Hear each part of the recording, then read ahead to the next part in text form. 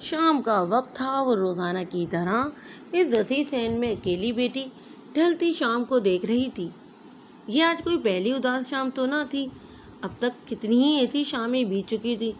وہ خاموشی سے بیٹھی درختوں سے گرتے پتے دیکھ رہی تھی، اتنی سنگن کے معلوم ہوتا تھا کہ وہ کوئی مجسمہ ہے یا کوئی اصل میں بیٹھا ہے۔ ٹک ٹک کچھ رکھنے کی آواز، خاموشی کے اس قبر کو ایک آواز نے توڑا، لیکن وہ پھر بھی اپنی جگہ سے نہیں ہلی، کیونکہ وہ اس آواز کو اچھے سے جانتی تھی اور اس کے بعد پیدا ہونے والی آوازوں سے بھی خوب واقف تھی۔ دروازہ کھلنے کی آواز اور بند ہونے کی آواز، چابیاں ٹیبل پر رکھنے کی آواز، شب سے گلاس اٹھانے اور اس میں پانی ڈالنے کی آواز، کرسی پر کھینچنے اور بیٹھنے کی آواز۔ وہ آنکھیں بند کر کے سب کچھ ایک ساتھ بتا سکتی تھی کہ آگے اگلا قدم اس کا کیا ہوگا، وہ اب کیا کرے گا۔ اس لیے وہ اپنی جگہ سے بھی بالکل بھی نہیں ہل رہی تھی اور بس اپنی جگہ پر بیٹھے ان آوازوں کو سن رہی تھی، اور اگلی آواز پیدا ہونے سے پہلے ہی وہ اس کا اندازہ لگا لیتی تھی۔ اندازہ بھی وہ جو کبھی غلط نہ ہوتا، کیونکہ پچھلے ایک سال میں اس نے صرف ان آوازوں کو ہی تو محسوس کیا تھا۔ وہ گھر کا پچھلا دروازہ کھول کر صحن میں آیا اور اس کی امید کے عین مطابق یسما بنی درختوں سے گرتے پتے دیکھ رہی تھی۔ وہ اس کو پکارنا نہیں چاہتا تھا، بس ایسے ہی دیکھتا رہتا تھا۔ یہ لڑکی اس کی زندگی میں آنے والی پہلی اور آخری لڑکی تھی جو اس کے گھر میں بیٹھی تھی، اس کے نکاح میں تھی، جس کے بارے میں اتنا جانتا تھا کہ شاید وہ خود بھی اپنے بارے میں نہ جانتی ہوگی۔ مناہیل، اس نے بہت آرام سے اس کا نام پکارا تھا اور بہت ہی آہستہ سے، لیکن سناٹا ہونے کی وجہ سے تقریباً اس کی آواز گونج اٹھی تھی، اور وہ جو اپنے ہی خیالوں میں گم تھی، اپنا نام اچانک سن کر وہ بھی اس کے منہ سے حیران رہ گئی، کیونکہ یہ تو معمول کے خلاف ہوا تھا۔ وہ وہاں آتا ضرور تھا، لیکن اس کو پکارے بغیر ہی پلٹ جاتا تھا، تو پھر آج معمول میں تبدیلی کیوں؟ جی، آپ نے بلایا مجھے؟ مناہل نے پوچھا، جو اس سے کافی فاصلے پر تھا۔ ہاں، وہ کچھ نہیں، وہ عجیب بھوکلاہٹ سی تھی اس کے لہجے میں، شاید اسے امید نہیں تھی کہ وہ اپنا نام سن لے گی۔ مناہل ابھی بھی اس کو ہی دیکھ رہی تھی۔ کوئی کام ہے تو آپ بتا سکتے ہیں۔ مناہل اس کی بوکھلاہٹ دیکھ کر سمجھ گئی تھی۔ ہاں، کام تو نہیں، پر ایک بات کہنی تھی۔ وہ جو کافی دیر سے بات کرنے کے لیے لفظ توڑ رہا تھا، آخر بول ہی پڑا۔ جی کہیے، میں سن رہی ہوں۔ مناہل پوری توجہ سے اس کی طرف متوجہ ہو چکی تھی۔ وجدان قاسم، فون آیا تھا۔ وہ اتنا بتا کر خاموش ہو گیا، کیونکہ وہ اس کے چہرے کے بدلتے تاثرات دیکھ رہا تھا۔ مناہل جو بڑی غور سے اس کی بات سن رہی تھی، وجدان قاسم کا نام سن کر حیران ہوئی۔ اس کے اعصاب ایک دم ڈھیلے پڑ گئے۔ وہ کچھ دیر خاموش رہنے کے بعد بولی، کیا کہہ رہے تھے؟ وہ بغیر اس کی طرف دیکھے بولی، شاید وہ اسے اپنے ڈھیلے پڑتے اعصاب نہیں دکھانا چاہتی تھی۔ وہ آپ سے ملنا چاہتے ہیں، صرف ایک بار آپ مل لیں۔ انہوں نے مجھ سے ریکویسٹ کی ہے بہت۔ وہ نہ جانے کیوں خود ہی بات کی تہمت باندھ رہا تھا، اور مناہل شاید اس کی بات سن ہی نہیں رہی تھی۔ وہ تو بس وجدان قاسم کے بارے میں سوچ رہی تھی کہ کیا یہ نام دوبارہ سننا تھا تقریباً ایک سال بعد۔ آخر کیوں؟ اب اس نام کا اس کی زندگی میں کا کیا کام؟ اب کیوں اس کا نام آیا ہے مناہل کی زندگی میں؟ مناہل؟ اسے کافی دیر کوئی جواب نہ دیا تو اس نے دوبارہ مناہل کو پکارا۔ پھر کیا سوچا ہے آپ نے؟ کیا جواب دوں میں انہیں؟ آپ ملنا چاہتی ہیں تو ٹھیک ہے، ورنہ کوئی زبردستی نہیں کر رہا۔ آپ چاہیں تو انکار بھی کر سکتی ہیں، تو میں دوبارہ کبھی ان کا آپ کے سامنے نام بھی نہیں لوں گا۔ نہیں، میں ملنا چاہتی ہوں، مناہل نے اس کی بات کاٹتے ہوئے کہا۔ آپ مجھے بتا دیجیے گا کہ کب جانا ہے، میں چلوں گی آپ کے ساتھ۔ یہ کہہ کر وہ وہاں رکی نہیں تھی بلکہ چلی گئی تھی، اور وہ وہاں کھڑا یہ سوچ رہا تھا کہ آخر ابھی زندگی نے اور کتنے امتحان لینے، آخر اور ابھی کتنا آزمانا ہے اسے۔ گہری سانس لے کر اس نے اپنے دونوں ہاتھوں سے چہرے کو چھپایا اور خود ہی کچھ سوچ کر وہاں سے چلا گیا۔ مناہل کی آواز اذان کی آواز سے کھلی اور وہ اسی طرح خاموشی سے بستر پر لیٹی اذان سننے لگی، جہاں مؤذن اب حی علی الصلاۃ پکار رہا تھا، اور وہ خاموشی سے مؤذن کو پکارتے ہوئے سن رہی تھی۔ وہ خود سے ہی بستر پر لیٹی سوال و جواب کر رہی تھی۔ وجدان قاسم، جس کے بارے میں وہ کل سے سوچ رہی تھی، جو اپنے آپ ایک گھٹیا شخص تھا، جو خود کو دنیا کا بہترین انسان سمجھتا تھا، جس کی ناک کے نیچے وہ سب کچھ ہوتا تھا جو وہ کروانا چاہتا تھا۔ آج اسے اس شخص سے ملنے جانا تھا جس نے مناہل کو بلایا تھا، مناہل جبران کو۔ مناہل جس کا نام سننا تک اسے پسند نہیں تھا۔ اس نے گھڑی کو دیکھا جہاں گھڑی کی سوئیاں 5 بجا رہی تھی۔ وہ بستر سے اٹھی، سردی کی لہر محسوس ہوئی۔ اس نے اپنے گرد چادر لپیٹی اور نماز کی نیت کر کے آگے بڑھ گئی۔ ٹھیک دوپہر 2 بجے وہ وجدان قاسم کے محل نما بنگلے کے باہر کھڑے تھے۔ سردی آج کچھ زیادہ ہی تھی۔ مناہل نے گرم چادر کندھوں پر ڈال رکھی تھی اور ریشمی سلکی بال جن کو سلیقے سے سنوارا گیا تھا کھلے ہوئے پشت پر ڈالے ہوئے تھے۔ سفید کلر کے سوٹ پر ڈارک میرون کلر کی شال میں وہ کوئی حور ہی لگ رہی تھی۔ وہ بس اسے بھی دیکھ ہی رہا تھا کہ دروازہ کھول دیا گیا۔ دروازہ کھولنے والا شاید دونوں سے واقف تھا، اس لیے کسی بھی سوال جواب کے بغیر انہیں سیدھا اندر جانے دیا۔ ان کے لیے ڈرائنگ روم کا دروازہ کھولا گیا۔ مناہل ڈرائنگ روم میں بیٹھ کر ادھر ادھر دیکھنے لگی اور سوچنے لگی کہ زندگی نے یہاں آج اتنے سال میں ایسے بھی اس گھر میں لانا تھا۔ کس روپ میں وہ یہاں بیٹھی تھی، کس حق سے اور کیوں؟ اس کے پاس کسی بھی سوال کا جواب نہیں تھا۔ 1 سال پہلے ہونے والے واقعے اور آج 1 سال بعد زندگی بالکل بدل گئی تھی۔ وہ یہ سب سوچتی، ان سب خیالوں میں ہی گم تھی، ان سب باتوں سے بے خبر کہ کوئی شخص اس کے ساتھ بیٹھا اس کو بڑے ہی غور سے دیکھ رہا تھا۔ وہ کہیں اور کھو گئی تھی، کہیں بہت دور، کہیں 7 سال 2 سال پہلے۔ مناہل، ارے او مناہل! دادی کی آواز پورے گھر میں گونج رہی تھی۔ ارے مناہل، کمبخت کہاں مر گئی ہے تو؟ منحوس نہ ہو تو کانوں میں کیا روئی ٹھوس لی ہے جو بوڑھی دادی کی آواز نہیں سنائی دے رہی؟ جیسی ماں منحوس ہے ویسے ہی یہ بھی ہے۔ مجال ہے جو بوڑھی دادی کی کوئی آواز سن لے۔ مناہل جو مغرب کی نماز ادا کر رہی تھی جلدی سے سلام پھیر کر دادی کے پاس آئی۔ کہو دادی، کیا بات ہے؟ کتنی بار کہا ہے کہ مغرب کے وقت ایسے لفظوں سے مت پکارا کرو۔ بتاؤ اب کیا بات ہے؟ کب سے تجھے آوازیں دے رہی تھی پر تو ایک آواز پر سنتی ہی کہاں ہے؟ ماں کہاں ہے تیری؟ شام ہونے کو آئی ہے اور وہ ہے کہ ابھی تک گھر ہی نہیں لوٹی، نکل گئی ہوگی کہیں سیر سپاٹوں کو۔ دادی بڑے ہی غصے سے بول رہی تھی۔ ہاں، جیسے تو سیر سپاٹوں کے لیے بہت پیسے ہیں نا اس غریب کے پاس، کپڑے سلائی کر کے ہمارا پیٹ پالتی ہے، پر آپ کو اس سے کیا؟ آپ کو ان کی پرواہ ہی کب ہے؟ نہیں آپ کو ہے اور نہ ہی آپ کے بیٹے کو تھی۔ غربت کی چکی میں پیسنے کے لیے چھوڑ کر چلے گئے۔ مناہل جو کب سے دادی کی بات سن رہی تھی غصے سے پھٹ پڑی۔ اس سے پہلے کہ دادی غصے میں کچھ اور کہتی، اماں اندر آتی دکھائی دی۔ اماں کو دیکھتے ہی دادی ایک بار پھر شروع ہو چکی تھی۔ ہاں آوارہ عورت، کہاں مر گئی تھی؟ 1 گھنٹے کا کہہ کر گئی تھی، پورے 3 گھنٹے بعد لوٹی ہے۔ اماں کچھ بھی بولے بغیر چپ کر کے کمرے میں چلی گئی۔ ہاں میں تو فالتو ہوں نا اس گھر میں، مجھے کوئی بھلا کیوں جواب دے گا؟ اگر آج میرا بیٹا زندہ ہوتا تو دیکھتی، کون کرتا میرے ساتھ ایسا؟ اور دادی کو بڑبڑاتا چھوڑ کر مناہل اپنی ماں کے پاس کمرے میں آ گئی۔ زبیدہ لائٹ بند کیے لیٹی تھی۔ مناہل کمرے میں آئی، لائٹ جلائی اور بستر پر لیٹی اپنی ماں سے پوچھا، کیا بات ہے اماں؟ اب تو خالہ خالدہ کے گھر گئی تھی، تو پھر آپ اتنی پریشان کیوں لیٹی ہیں؟ کچھ کہا ہے کیا انہوں نے آپ سے؟ کہنا کیا ہے انہوں نے مجھ سے؟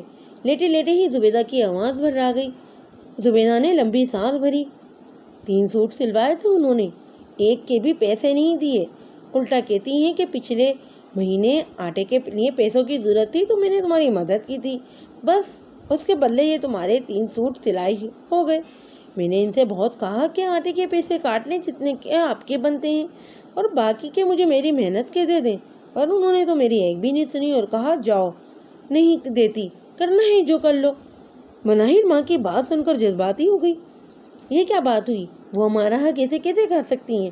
میں جاؤں گی ان کے گھر، ان سے اپنا حق مانگوں گی۔ تم ایسا کچھ نہیں کرو گی۔ زبیدہ نے فوراً سے پکڑ کر اپنے پاس بٹھایا جو تقریباً جانے ہی والی تھی۔ بیٹھ جاؤ آرام سے بیٹا، یہ جو بڑے لوگ ہوتے ہیں نا ان کی نظر میں ہم غریبوں کی کوئی اوقات ہی نہیں ہوتی، ہم لوگ ان کے سامنے گندے گٹر کے کیڑے جیسے ہوتے ہیں، ہماری آواز کوئی نہیں سنتا، الٹا ہمیں سب برا بھلا کہتے ہیں۔ لیکن اماں یہ غلط بات ہے، میں نے دیکھا ہے آپ نے ایک دن میں ان کے 3 سوٹ کیسے سلائی کیے ہیں جاگ جاگ کر، برا حال ہو گیا ہے آپ کا، یہ تو کوئی انصاف نہیں ہے۔ بس بیٹے خاموش ہو جاؤ، وہ جو اوپر بیٹھا ہے نا اللہ، اس سے مانگو، زبیدہ نے اسے پیار سے کہا۔ کیا اماں، وہ رب جو میری سنتا ہی نہیں، کیا مانگوں اس سے؟ کب کب نہیں پکارا اسے میں نے۔ بات جب آپ کو مارتے تھے تب پکارا ہے میں نے انہیں۔ اسکول کالج کی فیس ادا نہیں ہوتی تھی تب پکارا، پر کچھ نہیں ہوا۔ دادی کی گالیاں سنتی تھی تب پکارتی ہوں، تب بھی کچھ نہیں ہوتا۔ آپ کو دن رات کام کرتے دیکھتی ہوں تب بھی پکارتی ہوں۔ اماں وہ میری نہیں سنتا وہ میری۔ منائل اماں کی گود میں سر رکھ کر اونچی اونچی آواز میں رو پڑی تھی۔ بیٹا اسے مت کہا کرو۔ زبیدہ نے پیار سے اس کے سر پر ہاتھ پھیرا اور سمجھایا، وہ سب کی سنتا ہے، پر اسے کچھ خاص لوگ بہت پسند آتے ہیں جنہیں وہ بار بار آزماتا ہے تاکہ وہ ان کو کوئی بڑا انعام دے سکے، ان کو بخش سکے۔ ہم بھی انہی میں سے ہیں بیٹا، بس صبر سے کام لو، اللہ ہماری ضرور سنے گا۔ منائل نے ماں کی گود سے سر اٹھایا۔ اچھا تم بتاؤ، تمہاری وہ پینٹنگ کا کیا بنا؟ تم تو اس کو نمائش میں بھیجنے والی تھی نا؟ منائل نے ایک دم سے سر اٹھایا اور آنسو صاف کرتے ہوئے بولی، ہاں اماں میں گئی تھی آج آرٹ کونسل، ان کو پینٹنگ بہت پسند آئی۔ انہوں نے کہا کہ 5,000 روپے لے لیں گے نمائش میں پینٹنگ رکھوانے کے لیے۔ اگر فیس جمع کرا دی تو وہ پینٹنگ رکھ دیں گے اور اس سے جو پیسے ملیں گے وہ مجھے دے دیں گے۔ اگر پینٹنگ فروخت ہو گئی تو 20% کونسل والوں کا اور باقی رقم مجھے ملے گی۔ اماں نے خوشی سے اس کا منہ چوما۔ دیکھا اللہ نے سنی نا، تم تو بس کہیں اللہ سے ناراض ہو جاتی ہو۔ اماں لیکن 5,000 روپے آئیں گے کہاں سے؟ میں نے تو سوچا تھا کہ سلائی کے جو پیسے ملیں گے تو ہو جائے گا گزارا، پر اب کیا ہوگا؟ اب دوبارہ ایسا موقع ملنا تو بہت ہی مشکل ہے۔ اماں کچھ دیر سوچتی رہیں، پھر اپنے کانوں سے بالیاں اتارنے لگی۔ انہیں ایسا کرتے دیکھ کر منائل نے فوراً انکار کر دیا اور ان کا ہاتھ روکنا چاہا۔ اماں یہ کیا کر رہی ہیں آپ؟ میں ایسا ہرگز نہیں کروں گی، یہ واحد چیز ہے اس گھر میں جو رہ گئی ہے، اور آپ ایسا بالکل نہیں کریں گی۔ ارے بیٹا کوئی بات نہیں، جب تم کامیاب پینٹر بن جاؤ گی تو مجھے اس سے اچھی والی بالیاں بنوا دینا۔ اماں نے بڑی پیار سے بالیاں اتار کر اس کے ہاتھ پر رکھ دیں اور وہ دونوں ایک دوسرے کی آنکھوں میں دیکھ کر رونے لگی تھیں۔ جاؤ اللہ تمہیں کامیاب کرے۔ آج آرٹ کونسل میں نمائش کا تیسرا دن تھا اور منائل کی پینٹنگ کا ابھی تک کوئی گاہک ہی نہیں آیا تھا۔ اسے اپنا 5,000 بھی ڈوبتا ہوا نظر آ رہا تھا۔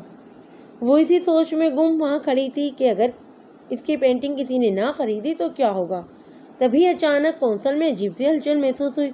وجدان قاسم صاحب آ گئے۔ جلدی کرو بھائی جلدی کرو، ہر طرف یہی پکار تھی۔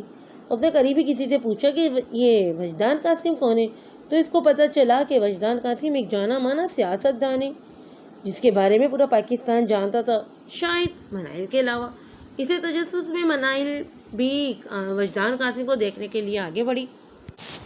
دروازے کے آگے 4-5 گاڑیوں کا قافلہ رکا۔ ان میں سے 20 افراد باہر نکلے اور ان کے درمیان میں تھے وجدان قاسم، ایک 40 سے 50 سال کے درمیانہ وجیہ جسامت کا مالک۔ مچھوں کو تاؤ دیتا ہوا وہ اندر داخل ہوا۔ ان کو استقبال کرنے کے لیے سب سے آگے کونسل کے ایم ڈی تھے۔ آئیے سر آئیے۔ ایم ڈی صاحب خوشی سے ان کا استقبال کر رہے تھے کہ منائل نے آگے ہو کے دیکھا تو وجدان قاسم کے ساتھ ایک خوبصورت عورت بھی تھی۔ اس کے برابر میں سبز رنگ کی سلک ساڑی لگا ہاف بلاؤز سے جھانکتا اس کا سفید جسم اور چہرے پر کالے سن گلاسز لگائے وہ کوئی اسپرائی لگ رہی تھی۔ لوبی سے گزرتے ہوئے وجدان قاسم چند لمحوں کے لیے ایک تصویر کے پاس رک گئے اور اس تصویر کو بہت ہی غور سے دیکھنے لگے۔ تصویر میں ایک سنسان سڑک پر درختوں میں گھرے ہوئے راستے میں ایک عورت ایک بچہ گود میں اٹھائے آسمان کی طرف چہرہ کیے روتے ہوئے اپنی پوری داستان سنا رہی تھی۔ وجدان قاسم چند لمحے کے لیے بالکل ساخت ہو گئے، یوں جیسے لہو جم گیا ہو۔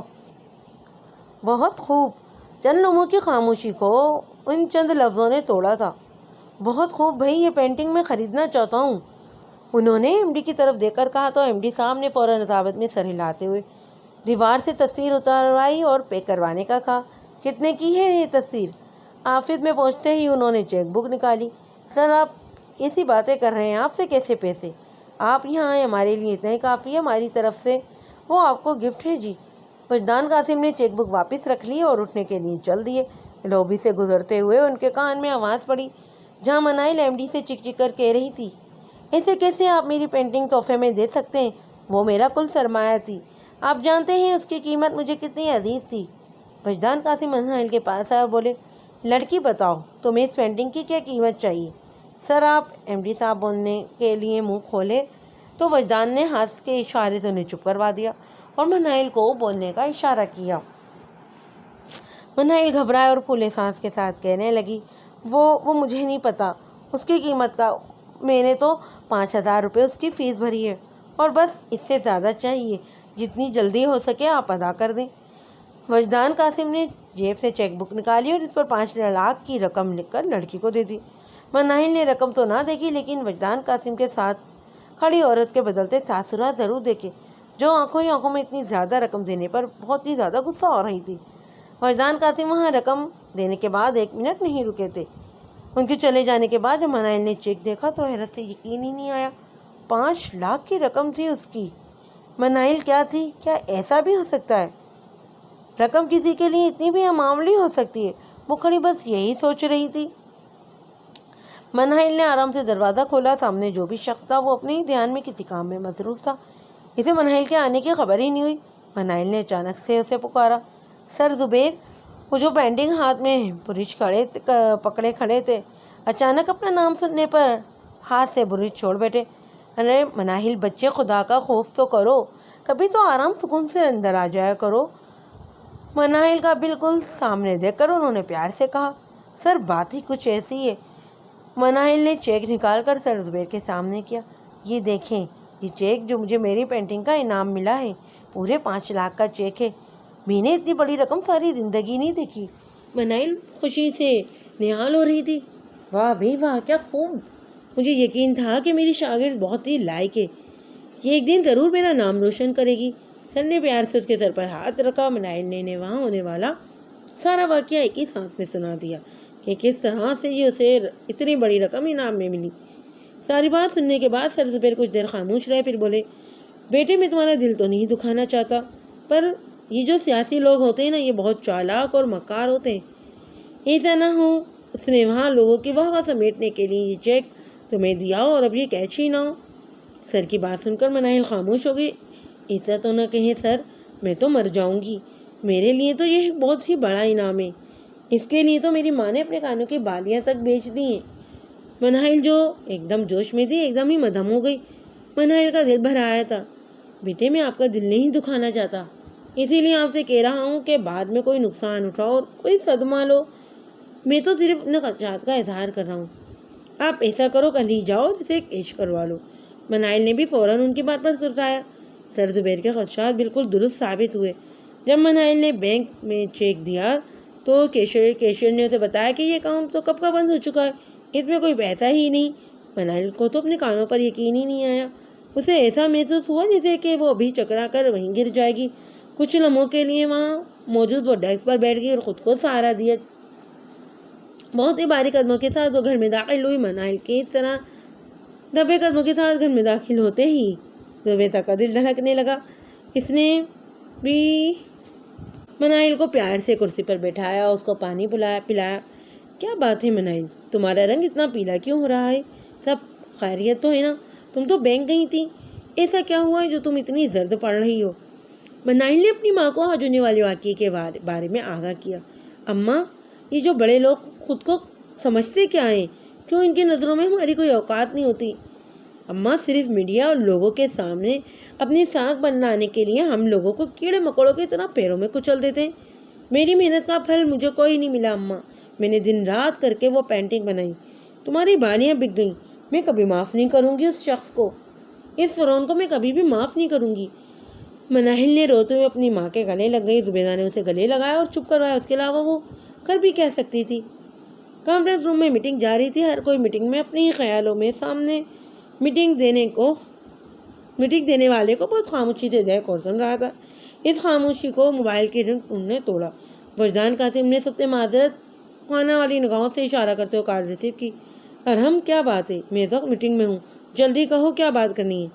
ڈیٹ میں پاس ہو گیا ہوں A+ گریڈ کے ساتھ، ارحم نے خوشی سے اپنے باپ کو بتایا۔ اوکے گریڈ، وجدان نے بس اتنا ہی جواب دیا۔ ڈیٹ، آپ خوش نہیں ہوئے؟ باپ کا اتنا خوش رد عمل دیکھ کر ہم کو بہت دکھ ہوا۔ ہاں ٹھیک ہے، پوزیشن کس کی ہے؟ وجدان کی انداز پوچھنے والا کم اور تصدیق والا زیادہ تھا۔ جی، وجدان نے بھی بس جی سے بات سننا چاہیے۔ ارم باپ سے کسی اور بات کی توقع کر رہا تھا، لیکن آگے سے کوئی جواب نہ دے اور کال کاٹ دی گئی۔ ارم جو اس وقت وجدان کے ساتھ ہی بیٹھا تھا، خاموشی سے کال کاٹ جانے پر موبائل کو بس دیکھتا ہی رہا۔ وجدان نے ارم کے تاثرات دیکھے، پھر نہیں خوش ہوئے آپ کے والد محترم۔ قسم سے بہت ہی عجیب ہے تیرا باپ۔ ایک مشورہ دوں، ایسا کر تو اپنا ڈی این اے ٹیسٹ کرواؤ، مجھے تمہارے اور تمہارے باپ پر شک ہے۔ وجدان نے بات ختم کر کے وہاں پر بھاگنے پر ہی بہتری سمجھی، اور ارم جو اداس سا بیٹھا تھا، 1 منٹ میں وجدان کی بات کا مطلب سمجھ آنے پر جوتا اتارا اور اس کے پیچھے بھاگا۔ الو کے پٹھے رک، اتنی بکواس کی اتنی جرت! سالے تو نہ پڑھا کر اتنا کہ میری پوزیشن تو آ جائے اور میرا باپ بھی خوش ہو جائے مجھ سے۔ اور ہم دور سے اونچی اونچی آواز سے اس کو گالیاں دے رہا تھا، پر وجدان اس سے کافی دور نکل گیا تھا۔ رات گھڑی 3:11 بجا رہی تھی جب وجدان قاسم گھر میں داخل ہوئے۔ ارم لاؤنج میں بیٹھا غالباً انہی کا انتظار کر رہا تھا۔ وجدان صاحب نے ارم کو بیٹا دیکھ کر اس کے پاس ہی آ گئے۔ تو پھر کیا سوچا ہے تم نے آگے داخلے کا؟ کیا پڑھنا ہے تمہیں، یا کل سے میرے ساتھ چلو گے؟ وجدان قاسم نے بغیر کسی سلام دعا کے بات کا آغاز بہت ہی خوشک انداز میں کیا تھا۔ ڈیڈ، اب اتنے بھی برے گرٹ نہیں آئے میرے کہ میں آگے نہ پڑھ سکوں، اور میں آپ کو پہلے ہی بتا چکا ہوں کہ میں سیاست میں تو ہرگز نہیں آؤں گا۔ ارم نے بھی اپنے باپ کے ہی انداز میں بات کی جس میں انہوں نے شروع کی تھی۔ تو پھر تم کرنا کیا چاہتے ہو اگر سیاست میں نہیں آنا چاہتے؟ کون سے افسر لگو گے تم؟ ذرا مجھے بھی تو پتہ چلے۔ وجدان قاسم نے اپنا رخ بالکل بیٹے کی طرف موڑ لیا، جیسے آج سارے معاملات طے کرنے آئے ہوں۔ میں مس کمیونیکیشن میں جانا چاہتا ہوں، میں سیاست نہیں صفحات کرنا چاہتا ہوں۔ اور ہم نے اپنے ارادوں سے باپ کو خبردار کیا۔ یہ تم کیا بکواس کر رہے ہو؟ تم رپورٹر بنو گے؟ کتوں کی طرح مائک پکڑ کر لوگوں کے پیچھے پھرو گے؟ جس میڈیا کی نظر میں ہماری کوئی اوقات نہیں وہ بنو گے تم؟ مجھے تم سے اس قسم کی حماقت کی تو بالکل توقع نہیں تھی۔ وجدان قاسم اچھا خاصا برہم ہوئے تھے۔ ڈیڈ، میں کوئی کتوں کی طرح کسی کے پیچھے مائک لے کر نہیں پھروں گا۔ میں لوگوں کے سامنے منافق لوگوں کی حیثیت لانا چاہتا ہوں جس سے لوگ ناواقف ہیں۔ میں لوگوں میں آگاہی پیدا کرنا چاہتا ہوں کہ انہیں اپنے حق کے لیے بولنا چاہیے۔ امیر جو لوگوں کی آوازوں کو دبا دیتے ہیں، میں ان کی آواز دبنا چاہتا ہوں۔ ارم نے اپنی بات کی وضاحت کی جسے وجدان قاسم سن کر ہرگز موقع سے قاتل نہیں لانے والے تھے۔ تم لوگوں کے راز فاش کرو گے؟ کیا تم کل کو اپنے باپ پر بھی انگلی اٹھاؤ گے؟ پوری دنیا کے سامنے اپنے باپ کو بھی ننگا کرو گے؟ تم میری اخلوتی اولاد ہو، اور تم کس راستے پر جانا چاہتے ہو اب؟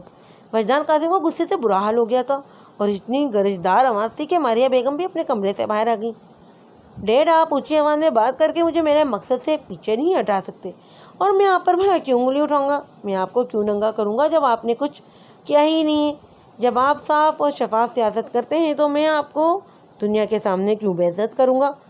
میں کیوں ایسی کوئی حرکت کروں گا جس سے آپ کا نام اور آپ کی ساکھ خراب ہو؟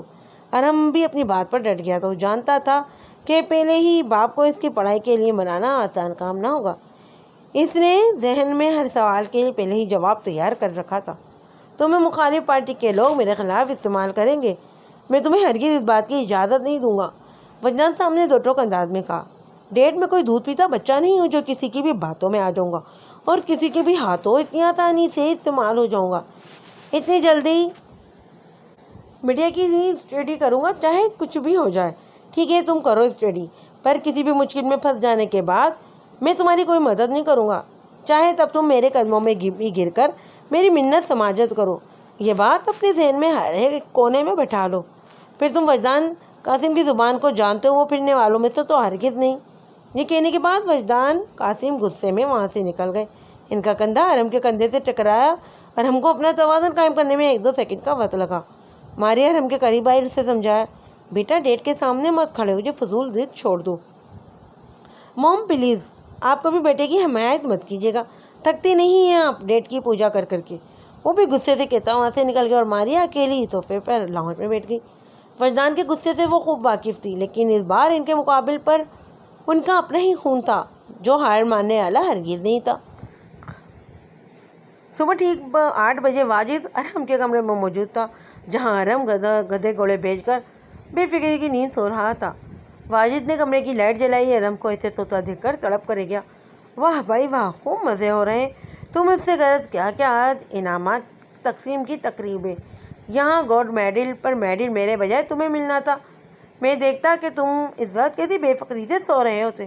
ٹھیک ہے، ایسے ہی ہوتے ہیں دوست۔ ارحم جو کب کا جاگ کر واجد کی ایموشنل تقریر سن رہا تھا، بلا آخر بول ہی پڑا کہ یہ گولڈ میڈل لے کر تھکتا نہیں ہے تو۔ میٹرک میں تمہارا میڈل، سیکنڈ ایئر میں تمہارا میڈل، اور اب BSc میں بھی تمہارا گولڈ میڈل۔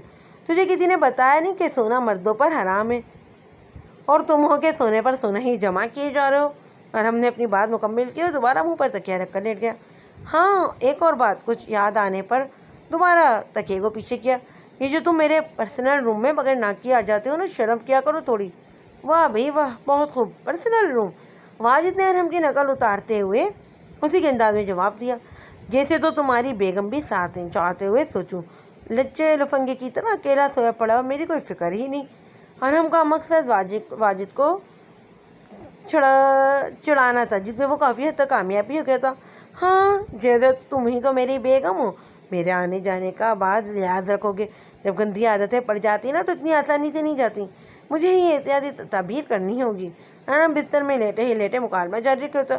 ارحم اٹھ بھی جاؤ یار، 9 بجے کی تقریبی، اور گورنر صاحب میرے ماموں تو لگتے نہیں جو میرا انتظار کریں گے۔ اٹھ جاؤ نا ارحم۔ اس نے اس کے منہ سے کوشچن کھینچا اس سے پہلے کہ ارحم واجد کو مزید تنگ کرتا۔ پاس پڑا ارحم کا موبائل بجنے لگا۔ ارحم سے پہلے واجد نے فوراً آگے بڑھ کر موبائل اٹھایا۔ موبائل الارم پر واجد جانی لوکیشن کے نام سے الارم بج رہا تھا۔ الارم کو دیکھ کر اس کا دل باغ باغ ہو گیا اور خوشی سے اچھلنے لگا۔ تم نے میرے لیے الارم لگایا تھا اور اس وقت کے تم مجھے تنگ کر رہے تھے؟ ارحم جانتا تھا واجد کو سنبھالنا مشکل ہو جائے گا، اس لیے وہ جلدی سے اٹھا اور فریش ہونے کے لیے باتھ روم میں گھس گیا، اور واجد خوشی سے پیچھے نہال ہو رہا تھا۔ واجد اور ارحم ایڈیٹوریم کی طرف قدم بڑھا رہے تھے، جہاں پر کچھ ہی دیر میں واجد کو انعامات کا حصہ بننا تھا۔ ارحم نے ساتھ چلتے ہی واجد سے سرگوشی کی۔ مجھے تو سمجھ ہی نہیں آتا میں تمہارے ساتھ آتا ہی کیوں ہوں؟ نہ تو مجھے ایوارڈ ملتا ہے اور نہ ہی یہاں میرا کوئی کام ہوتا ہے، پھر بھی میں تمہارے ساتھ کیوں آ جاتا ہوں؟ واجد نے ارحم کے کندھے پر ہاتھ رکھتے ہوئے پیار سے کہا، دیکھو حال میں تقریباً 1000 کے قریب لوگ موجود ہوتے ہیں، لیکن وہاں مجھے کوئی نہیں جانتا، تو کوئی مجھ سے وہاں کیوں جیلیس ہوگا؟ میں تمہیں ساتھ اس لیے آتا ہوں تاکہ جب مجھے انعام ملے تو کوئی تو مجھ سے جیلیس ہو، کوئی تو ہو جو مجھے حسد کی نگاہ سے دیکھے۔ واجد کی بات سن کر ہم نے اس کے پیٹ پر زور سے مکہ مارا۔ دونوں حال میں داخل ہو گئے تھے، اور اندر داخل ہوتے ہی واجد نے اپنا موبائل ارحم کو تھمایا۔ یہ لو میرا موبائل، جیسے ہی مجھے انعام ملے تم نے میری پیاری سی تصویر بنانی ہے۔ ارحم نے منہ بناتے ہوئے واجد کے ہاتھ سے موبائل پکڑا۔ واجد کا نام پکارا گیا تو پورا ہال تھالیوں سے گونج اٹھا۔ ارحم اس کی تصویر بنانے کے لیے آگے بڑھا۔ وہاں اگر کسی کو واجد پر دل سے فخر تھا تو وہ ارحم ہی تھا۔ خوشی سے ارحم کی آنکھ میں پانی بھر آیا۔ اتنے بڑے عہد میں اپنے دوست کو اتنے عظیم لوگوں میں دیکھ کر ہی وہ فخر کر سکتا تھا۔ ارحم تصویر بنانے والا ہی تھا کہ ایک زوردار دھکا لگا اور موبائل اس کے ہاتھ سے نیچے گر گیا۔ دھکا دینے والی شخصیت نے بالکل بھی پرواہ کیے بغیر قدم آگے بڑھا دیے، کیونکہ اب اس کا نام اسٹیج پر لیا جا رہا تھا۔ دوسرے نمبر پر آنے والی ہیں مناہل جبران۔ ہال ایک بار پھر تالیوں سے گونج اٹھا۔ اتنی دیر میں واجد نیچے اتر چکا تھا۔ دکھاؤ کیسی بنی ہے تصویر، اور یہ دیکھو میرا میڈل۔ ارحم اس کو کیا بتاتا کہ تصویر بنی ہی نہیں، کوئی اس سے ٹکرا گیا تھا۔ اپنی جان بچانے کے لیے فی الوقت وہ خاموشی چاہتا تھا۔ اچھی آئیے چلتے ہیں باہر۔ وہاں سے باہر آ کر ارحم نے واجد کو ساری بات سنائی۔ واجد تو مارے غصے کے اس پر چڑھ دوڑا۔ ایک کام کہا تھا تجھے اور وہ بھی تُونے اچھے سے نہیں کیا۔ کبھی تو کوئی کام اچھے سے کیا کر میرے بھائی۔ اور یہ چڑیل کون تھی جو تجھ سے ٹکرائی تھی؟ اتنے اہم موقع پر بھی تصویر نہیں بننے دی میری۔ ارحم اسے دلاسا دیتے ہوئے اپنے ساتھ لے آیا۔ واجد کو غصہ تھا کہ جو کہ کم ہی نہیں ہو رہا تھا۔ مناہل نے خوشی سے اپنا میڈل دادی اور اماں کو دکھایا۔ مجھے تو یقین ہی نہیں آ رہا اماں کہ یہ میرا ہے۔ میں نے دوسری پوزیشن لی ہے، وہ بھی پورے ضلع میں۔ اماں تو کچھ سن ہی نہیں رہی تھی، وہ تو بس مارے خوشی کے مناہل کا منہ ہی چومے جا رہی تھی۔ خوشی ایسے ہو رہی ہیں دونوں باپ بیٹی کو جیسے کوئی خزانہ ہاتھ لگ گیا۔ دادی ان کو ایسے خوش ہوتا دیکھ کر بولی، دادی کبھی تو خوش ہو جایا کرو، ویسے بھی خوشیاں کم ہی ہمارے حصے میں آتی ہیں۔ مناہل نے دادی کو جواب دیا اور خود اماں کو ساتھ لیے اپنے کمرے میں آ گئی۔ تم دیکھنا مناہل، اب تمہیں اچھی سی نوکری مل جائے گی اور گھر کا دال دلیا اب اچھے سے چل پڑے گا۔ اماں نے خوشی سے مناہل کو گلے لگایا۔ دعا کرو اماں بس ایسا ہی ہو، کیونکہ ہم غریبوں کی بستیوں میں معجزے تو کچھ کم ہی ہوتے ہیں۔ بہت بری بات ہے بیٹا، ایسے نہیں بولتے۔ اماں میں سچ کہہ رہی ہوں، بڑی بڑی ڈگریوں والے ایسے ہی گھوم رہے ہیں، تو مجھے کون پوچھے گا؟ مناہل نے اپنے خدشات کا اظہار کیا۔ اماں نے اسے ڈھیروں دعاؤں سے نوازا۔ ہو جائے گا سب ٹھیک، اماں کا بجھا ہوا چہرہ دیکھ کر انہوں نے اسے خوشی دی۔ کل ہی جاؤں گی میں سر زبیر کے پاس، دیکھیں سر کیا مدد کر سکتے ہیں میری۔ میں سی وی تیار کروں گی اور سر سے کہوں گی کہ میری مدد کر دیں۔ منائل نے بھی دل میں ایک چھوٹی سی خواہش پیدا کی کہ کاش اب خوشیاں اس کا مقدر بن جائیں۔ ارحم واجد کے ساتھ یونیورسٹی میں موجود تھا اور میتھ فاؤنڈیشن کے فارم خرید رہا تھا۔ اس نے اپنے باپ کی بات کو خاطر میں نہیں لایا تھا۔ وہ سوچ سکتا تھا کہ اسے میڈیا میں ہی جانا ہے۔ واجد تمہارا آگے کا کیا پلان ہے اور تم آگے کیا کرنے والے ہو؟ ارحم نے فارم خریدتے ہوئے واجد کی طرف دیکھتے ہوئے کہا۔ واجد نے اپنی جیب سے فارم نکالا اور ارحم کے پوچھنے پر اس کے آگے کر دیا۔ اس کا فارم دیکھ کر ارحم کی آنکھیں کھل گئیں۔ کیا مطلب ہے تمہارا؟ تم ایسا کیسے کر سکتے ہو؟ اب تم کیا یہاں پہ بھی میرا پیچھا نہیں چھوڑو گے؟ ارحم نے حیرت سے واجد کی طرف دیکھا، ایک نظر اس کے ہاتھ میں میتھ فاؤنڈیشن کے فارم کی طرف۔ دراصل بات کچھ یوں ہے میرے پیارے دوست کہ یہاں شہر میں تو میرا کوئی ہے ہی نہیں اور گاؤں میں بھی میرا کوئی پڑھا لکھا نہیں کہ جو مجھے مشورہ دے سکے، تو میں نے سوچا کہ چپ چاپ تمہارا پیچھا کرتا چلا آتا ہوں۔ واجد نے ارحم کے کندھے پر ہاتھ رکھتے ہوئے اسے پیار سے سمجھا۔ بہت خوب، یعنی تمہارے کہنے کا مطلب ہے کہ تم زندگی میں مجھے کبھی پہلے نمبر پر نہیں آنے دو گے؟ ارحم نے واجد کا بازو جھٹکا۔ ارے یہ کیا بات ہوئی؟ دوستی میں ایسی بات نہیں کرتے۔ جب فرشتے آئیں گے تو میں خود ہی پیچھے ہٹ جاؤں گا اور کہوں گا کہ لے جائیے اسے، دیکھ میری فراق دلی۔ ارحم نے بڑی زوردار مکہ اس کی کمر میں جڑا تھا۔ بہت مہربانی آپ کی اس فراق دلی کی۔ وہ مسکراتے ہوئے فارم خرید کر واپس نکل آئے۔ سر زبیر نے مناہل کی سی وی تیار کرا دی اور اسے خوب دعائیں دی۔ بیٹے کبھی بھی امید مت چھوڑنا، وہ تمہارا اور ہم سب کا رازق ہے، اس نے ہم سب کو رزق سے نوازنا ہے، یہ اس کا وعدہ ہے۔ تم اللہ کا نام لے کر جاب تلاش کرو، مجھے امید ہے کہ تمہیں جاب ضرور مل جائے گی۔ جب میری مدد درکار ہو تو آ جایا کرو۔ مناہل نے صابت میں سر ہلایا اور وہاں سے چلی گئی۔ مناہل نے اپنی تقریب میں جاننے والوں کے ذریعے جہاں سی وی تقسیم کر سکتے تھے اس نے کی، لیکن 1 مہینہ ہونے کو آیا تھا، اس سے کوئی نوکری نہیں ملی۔ اپنے کمرے میں وہ اداس بیٹھی تھی جب اماں اندر آئیں۔ بیٹا نوکری کا کچھ بنا؟ دادی کی طبیعت بھی دن بہ دن اب بگڑتی ہی جا رہی ہے، ان کی دوائی کے لیے بھی گھر میں کوئی پیسہ نہیں ہے۔ اماں پریشانی سے مناہل کے پاس بیٹھ گئی تھی۔ اماں میں بہت کوشش کر رہی ہوں پر کہیں سے کوئی جواب نہیں آیا، پینٹنگ کے لیے بھی سامان نہیں ہے میرے پاس، سمجھ ہی نہیں آتا کہ خدا اتنی سخت آزمائش لے رہا ہے ہمارے، آخر یہ امتحان زندگی سے کب ختم ہوں گے؟ غربت کی چکی میں ہم پستے ہی چلے جا رہے ہیں، اب تو بس پس پس کر ہی پس گئے۔ اماں کے پاس کوئی اور الفاظ تسلی کے لیے بھی نہ تھے۔ مناہل نے اماں کا بجھا ہوا چہرہ دیکھا تو خود ہی کہنے لگی، آپ پریشان نہ ہوں، کل میں سر زبیر کے پاس جاؤں گی اور ان سے کہوں گی کہ مجھے 1000-2000 کی کہیں نوکری پر لگوا دیں، کم از کم اماں دادی کی دوا کا خرچہ تو نکل آئے گا۔ اماں کے پاس بھی کہنے کے لیے کچھ نہیں تھا، وہ بس خاموش ہی رہی۔ سر زبیر نے اپنے کسی جانے والے سے کہہ کر مناہل کو لائبریری میں جاب پر لگوا دیا اور تنخواہ بھی 10,000 روپے ملی۔ مناہل کے لیے یہ 10,000 روپے بڑی غنیمت تھی۔ مناہل نے خوشی سے جاب پر جانا شروع کر دیا۔ آج لائبریری میں جاب کرتے ہوئے مناہل کا دوسرا دن تھا جب اس نے لائبریری میں زوردار کہکا سنا۔ ایک تو لوگوں نے پڑھنا ورنہ تو کچھ ہوتا نہیں اور آ جاتے ہیں لائبریری میں منہ اٹھا کر۔ وہ اپنی سیٹ سے اٹھی اس ارادے سے کہ لائبریری میں شور کرنے والوں کو روک سکے۔ ایکسکیوز می، یہ لائبریری اور یہاں لوگ مطالعے کی نیت سے آتے ہیں، اگر آپ دونوں کو کچھ گپیاں کرنی ہیں تو آپ یہاں سے تشریف لے کر جا سکتے ہیں۔ مناہل نے ان کے سر پر پہنچ کر نہایت مناسب الفاظ میں ان کی بے عزتی کی۔ ارحم اور واجد کسی بات پر لطف اندوز ہو رہے تھے کہ اس اچانک حملے کے لیے تیار نہیں تھے۔ خاصے شرمندہ ہوئے ارحم تو چند لمحوں کے لیے بالکل ہی خاموش ہو گیا اور اپنے سامنے کڑی اس حسن کی دیوی سے نظریں ہٹانا ہی بھول گیا۔ سادہ کاٹن کا سوٹ پہنے، سر پر نفاست سے دوپٹہ رکھے وہ بہت ہی خوبصورت لگ رہی تھی۔ واجد جو اپنی بے عزتی کے بعد خاصا سنبھل چکا تھا مناہل کی طرف دیکھ کر بولا، میڈم وہ بات دراصل یوں ہے کہ ہم، اس سے پہلے کہ واجد کچھ بولتا ارحم نے اس کا ہاتھ بار مناہل سے معذرت کی، اب ہم نہیں بولیں گے، سوری پلیز۔ مناہل بھی بس اتنا ہی کہہ کر وہاں سے چلی گئی۔ یار کسی کو تو بخش دیا کرو، کبھی تو اپنی بکواس بند رکھا کرو۔ ارحم مناہل کے جانے کے بعد واجد پر غصہ کرنے لگا، میں چپ ہی تو رہا، آپ نے مجھے بولنے ہی کب دیا؟ واجد حیرت کے مارے ارحم کو دیکھ رہا تھا۔ میں تجھے چپ نہ کرواتا تو تم کافی کچھ بولنے والے تھے۔